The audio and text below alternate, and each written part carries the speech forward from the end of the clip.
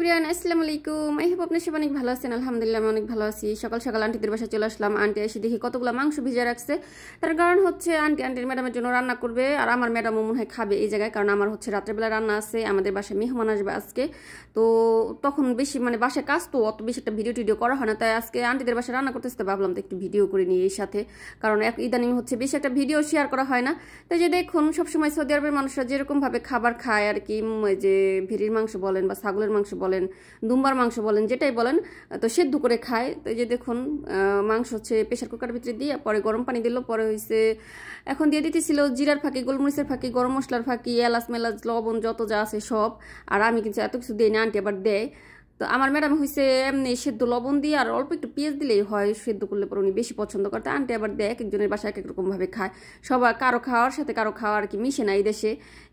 তো কিন্তু সেদ্ধটা কিন্তু সেদ্ধ সেম, ওরকম কিছু না, শুধু লবণ দিয়ে পানি দিয়ে ভালো মতো একটু সেদ্ধ হইলেই হয়েছে।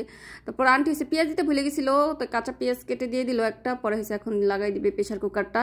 আর আপনাদেরকে বলি যে দেখুন, ম্যাডামের বোনের বাসায় যে উঠোন ভেঙে ফেলছিল, তাই উঠোনটা হয়েছে কিছু বাঙালি ভাইদেরকে দিয়ে হয়েছে আবার নতুন করে করতেছে।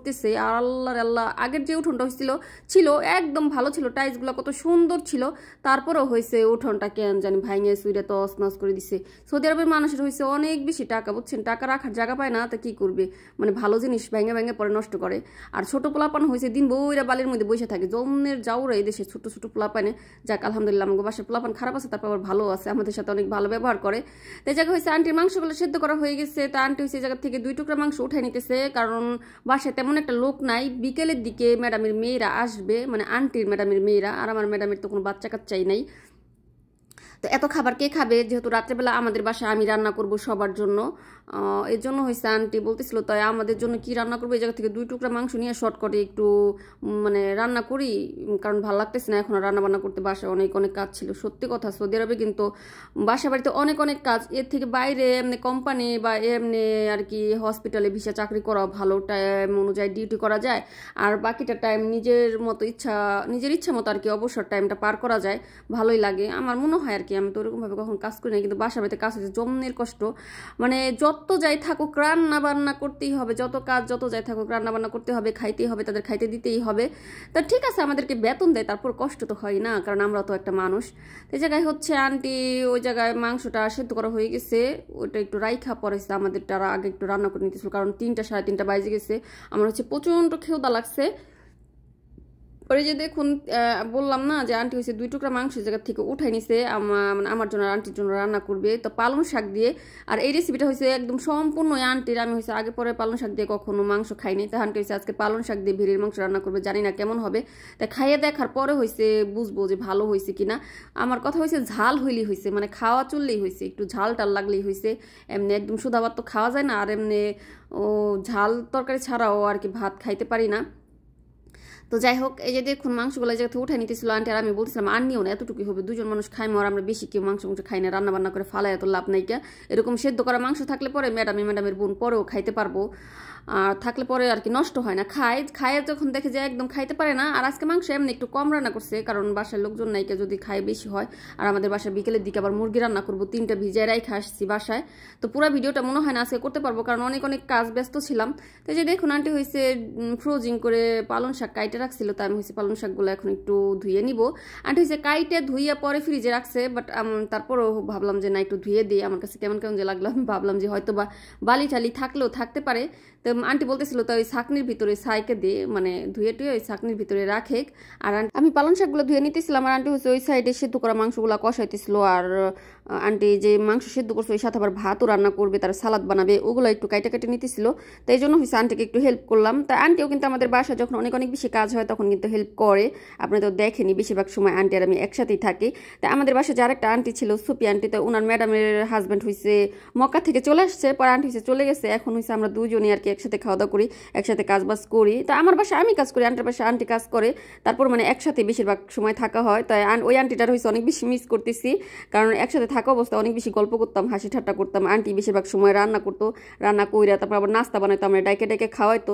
তা আন্টির হয়েছে অনেক বেশি মিস করতেছিলাম। গল্প করতে করতে এই জায়গাতে আন্টি হয়েছে মাংসটা যে বললাম না যে কষা নিতেছিল, যে দেখুন মাংসটা সেদ্ধ করে তো একটু আন্টি ওই যে সালাদ বানাইতেছিল তো একটু লেগে গেছে, তারপর ব্যাপার না, আমরা দুজনেই মানুষ খাবো, এরকম মেহমান টেহমান কেউ নাই যে এত ভিআইপি ভাবে রান্না করতে হবে। তারপরে ওই যে দেখুন কষানোর পর পালং শাকগুলো দিয়ে দিল, পালং শাক দিয়ে একটু নাড়াচাড়া দিয়ে ঢাকনা দিয়ে ঢাইকে রাখবে, পরে হয়েছে পানি দিবে। আর এরকমভাবে তরকারি রান্না করলে কিন্তু খাইতে একদম খারাপ লাগে না, আমি আগে পরে কখনো খাইনি, এটাই হচ্ছে আমার ফার্স্ট টাইম, তারপরও ভালোই লাগছিল আর কি। তো যে দেখুন আন্টি হয়েছে মাংস সেদ্ধ করে রাখছিল না ডেক্সির ভিতরে, তো এই অল্প একটু মাংসই আর কি, তারপরে দুইজন মানুষ খাইয়েও সারতে পারবে না, তো এই জায়গা হচ্ছে মাংসগুলো আগে উঠাই নিতেছিল, উঠায় রাইখা পরে হচ্ছে এই ডেক্সির ভিতরে মানে প্রেশার কুকারের ভিতরে যে মাংস সেদ্ধ করার ঝোল ছিল, ওই ঝোলের ভিতরে যে আতপ চাল বলেন বা আলা চাল বলেন এগুলো ধুয়ে রাখছিল, তো ওইগুলো হচ্ছে দিয়ে দিবে এখন, এগুলো দিয়ে ভাত রান্না করবে।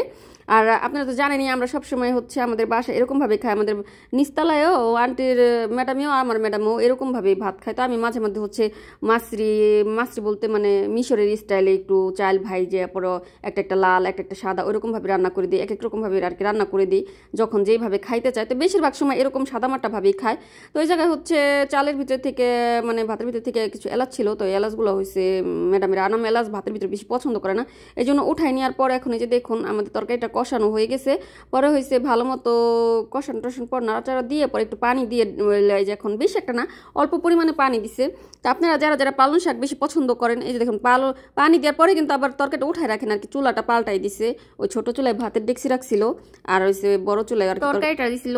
আর যারা যারা আপনারা পালং শাক খাইতে পছন্দ করেন মাংস দিয়ে এরকম ভাবে কিন্তু পালং শাক দিয়ে রান্না করে খাইতে পারেন, এটা আমার লাইফের মানে ফার্স্ট খাইলাম আর কি, আমি আগে পরে কখন খাই না। তাই আন্টিরা হয়েছে ওনাদের বাসায় ওনাদের দেশে নাকি এরকম ভাবে খায়, ওটা পছন্দ করে। তারপর দেখুন তরকারিটা একদম পালং শাকটা ভাজা ভাজা মাংসের সাথে ভাজা ভাজা করে ফেলছে, আর খাইতে সত্যি কথা অনেক বেশি মজা হয়েছিল, একদম শুধু বলার জন্য বলা না, একটু ঝাল ঝাল হয়েছিল আর ভালো হয়েছিল।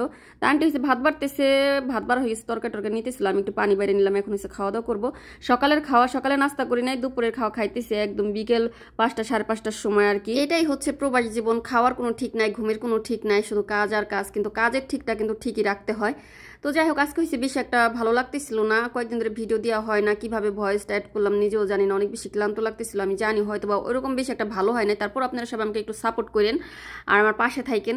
তো যে বললাম না রাতের দিকে আমরা রান্না করবো, তা আমি হয়েছে আমার ভালো লাগতেছিল না, তারপরও রান্না করছি, 3টা মুরগি রান্না করছি, পরে হয়েছে এই যে মেশি বানাই রাখছিলাম তার আগের দিন, আজকে শুধু রান্না করছি এগুলা, এই জন্য আগে পরে অনেক দেখাইছি তো এই জন্য দেখাইলাম না। পরে হচ্ছে পাট পাতা ঝোল করছি আর হয়েছে যে সালাদ বানাইছিলাম, দুপুরে আন্টিদের বাসায় খাইছে আর এই যে এখন আমাদের বাসায় খাওয়া দাওয়া করবে। আর হয়েছে ভাত রান্না করবো, ওই যে মুরগি সেদ্ধ করার ঝোল রাখছে এগুলা দিয়ে। আর ম্যাডামে হয়েছে একটা এই যে কেক কিনে নিয়ে আসছিল আর কি, এটা কি কেক জানি না, এই যে আর এই জায়গায় হয়েছে কয়েকটা চামচ দিছে কেক, তারপর হচ্ছে চেনি সুরাই বাটিটার ভিতরে, এগুলা দিয়ে খাইতে উপরে একটু সিমাইয়ের মতো লাগে আর ভালো লাগে অনেক বেশি, সত্য কথা, ভিতরে একটু ক্রিম আছে। তো যাই হোক এই জায়গায় হচ্ছে মেশিগুলা একটু আগে রান্না করা হয়েছে তো তাই ঢাইকে রাখলাম। তারপরে যে দেখুন খাইতে দিছিলাম সব রকমভাবে সাজায় গুছায়, তরমুজ কাইটে দিছিলাম, মেশি দিছি, পাট পাতা ঝোল দিছি, সালাদ দিছি, লেবান দিছি, পানি দিছি, তারপর রুটি গরম করে দিছি। তাই আজকের ব্লগটা এই পর্যন্তই, দেখা হবে নেক্সট ব্লগে, সে পর্যন্ত ভালো থাকবেন, সুস্থ থাকবেন। Thank you for watching video. আর আমার ব্লগটা যদি আপনাদের ভালো লাগে তাহলে লাইক কমেন্ট শেয়ার করবেন, আর যদি ভালো না লাগে তাও লাইক কমেন্ট শেয়ার করবেন, আপনারা সবাই আমাকে সাপোর্ট করবেন, কারণ আপনাদের সাপোর্ট ছাড়া আসলে কোনো কিছু সম্ভব না। জানি আমার ওরকমভাবে ভিডিও এখন দেওয়া হয় না আর সুন্দরও হয় না, তারপরেও প্লিজ একটু সাপোর্ট করবেন। আর এই যে দেখুন বললাম না যে বাসা মেহমান আসছিল, রাত্রেবেলা খাওয়াইছি, খাওয়া দাওয়ার পর পুরা বাসা নোংরা হয়ে আসছিল, তো ইনশাআল্লাহ কালকে পরিষ্কার করবো। আল্লাহ হাফেজ।